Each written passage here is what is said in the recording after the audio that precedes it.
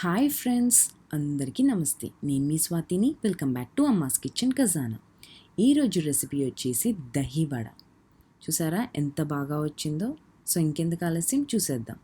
దీనికి 1 కప్పు మినప్పప్పు తీసుకుని బాగా ఒక 3 సార్లు వాష్ చేసుకోవాలి.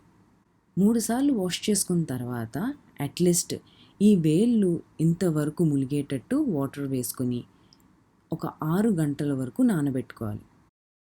6 గంటలు నానిన తర్వాత ఇందులోకి ఐస్ క్యూబ్స్ కానీ చల్లటి వాటర్ కానీ వేసి ఒక 3 నిమిషాలు అలా వదిలేయాలి.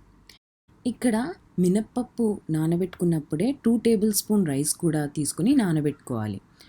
సో ఇక్కడ 2 టేబుల్ స్పూన్ రైస్ కూడా నానబెట్టుకున్నవి ఇందులోకి వేసి ఒకసారి బాగా మిక్స్ చేసుకున్నాను.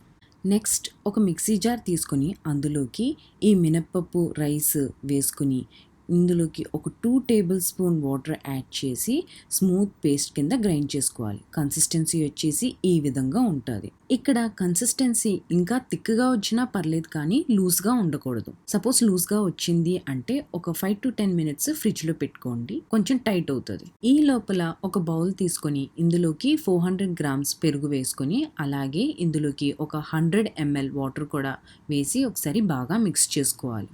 ఇక్కడ వాటర్ వేసేటప్పుడు కొద్ది కొద్దిగా వేసుకొని మిక్స్ చేసుకోండి. ఇందులోకి ఒక 1/2 టీ స్పూన్ ఉప్పు కూడా వేసుకొని బాగా కలిసేటట్టు ఒకసారి మిక్స్ చేసుకోవాలి. దీని యొక్క కన్సిస్టెన్సీ వచ్చేసి ఇక్కడ వీడియోలో చూపించేటట్టు ఈ విధంగా ఉండాలి. నెక్స్ట్ ఒక కడాయి తీసుకొని ఇందులోకి 1 టేబుల్ స్పూన్ ఆయిల్ యాడ్ చేసి ఆయిల్ వేడైన తర్వాత ఇందులోకి ఆవాలు ఒక 1/2 టీ స్పూన్ వేసుకుని చిటపటలాడిన తర్వాత ఇందులోకి 1 టీ స్పూన్ శనగపప్పు, అలాగే 1 టీ స్పూన్ మినప్పప్పు, 1 టీ స్పూన్ జీరా, అలాగే 1 ఇంచ్ అల్లం ఫైన్ గా చాప్ చేసి క్రష్ చేసుకుంది వేసుకోవాలి. ఇందులోకి ఒక గ్రీన్ చిల్లీ ఫైన్ గా చాప్ చేసుకుంది కూడా వేసుకుని దాని తర్వాత కొంచెం కరివేపాకు, అలాగే ఒక 2 ఎండుమిర్చి తీసుకుని చేత్తో విరక్కొట్టుకుని వేసుకుని ఒక 2 to 3 మినిట్స్ లో ఫ్లేమ్ లో దోరగా వేయించుకోవాలి. దాని తర్వాత స్టవ్ ఆఫ్ చేసి ఇందులోకి ఒక 1/4 టీ స్పూన్ ఇంగువ, అలాగే ఒక 1/4 టీ స్పూన్ పసుపు వేసుకుని ఒకసారి బాగా మిక్స్ చేసుకోవాలి. అంతా కలిసేటట్టు బాగా మిక్స్ చేసుకున్న తర్వాత పక్కకు తీసి పెట్టుకుని చల్లారబెట్టుకోవాలి. వన్స్ చల్లారిన తర్వాతే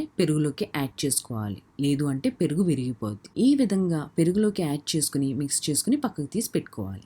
నెక్స్ట్ ఆల్రెడీ ప్రిపేర్ చేసి పెట్టుకున్న బ్యాటర్లోకి ఒక 1/2 టీ స్పూన్ ఉప్పు వేసుకొని ఒక 5 మినిట్స్ బాగా మిక్స్ చేసుకోవాలి. ఇది ఎంత బాగా మిక్స్ చేసుకుంటే వడలు అంత బాగా వస్తాయి. ఎందుకు అంటే మిక్స్ చేసేటప్పుడు ఇందులోకి ఎయిర్ ఫిల్ అయ్యి వడలు అనేది చాలా బాగా వస్తాయి. సో తప్పకుండా బాగా మిక్స్ చేసుకోవాలి. నెక్స్ట్ ఒక గరిటె తీసుకుని దానిపైన ఇక్కడ వీడియోలో చూపించేటట్టు కొంచెం బ్యాటర్ వేసుకుని సెంటర్లో హోల్ చేసుకోవాలి. దాని తర్వాత మెల్లిగా ఆయిల్లోకి డ్రాప్ చేసుకుంటే వడలు అనేది ఈజీగా ప్రిపేర్ చేసుకోవచ్చు. ఇలాగా బ్యాటర్ కొంచెం లూజ్గా ఉన్నప్పుడు ఈ విధంగా చేసుకోవచ్చు.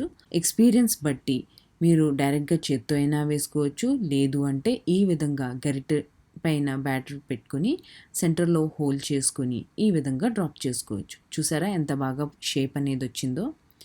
సో మీరు కూడా తప్పకుండా ట్రై చేసి చూడండి. మీకు కూడా ఈజీగానే సెంటర్లో హోల్ పర్ఫెక్ట్గా వచ్చి వడలు అనేది ప్రిపేర్ చేసుకోవచ్చు.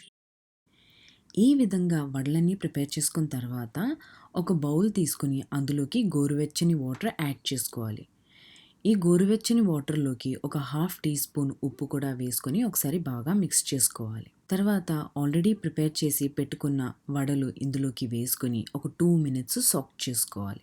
ఒక 2 మినిట్స్ సాక్ అయిన తర్వాత ఇక్కడ వీడియోలో చూపించేటట్టు ఈ విధంగా ప్రెస్ చేసుకొని ఒక్కొక్క వడలు పెరుగులోకి వేసుకోవాలి.